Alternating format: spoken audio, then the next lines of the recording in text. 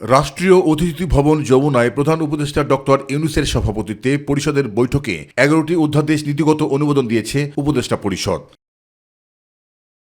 বৃহস্পতিবার foreign service একাডেমিতে আয়োজিত প্রেস ব্রিফিংয়ে নীতিগত অনুমোদন পাওয়া প্রসঙ্গ নিয়ে কথা বলেন প্রধান উপদেষ্টার প্রেস সচিব।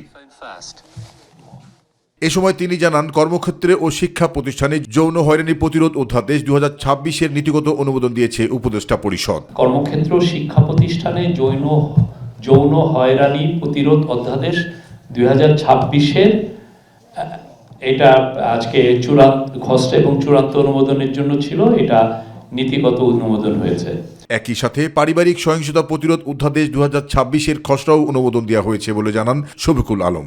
দি Hague convention on the civil aspects of international child abduction 1980 Bangladesh পক্ষভুক্ত হওয়ার প্রস্তাব অনুমোদন। যখন সেপারেশন হয় তখন অনেক সময় চাইল্ডের কাস্টোডিটা কার সাথে থাকবে, অনেক সময় এক বাবা তার মেয়েকে নিয়ে গেলেন বা মা তার ছেলে মেয়েকে সাথে নিয়ে গেলেন।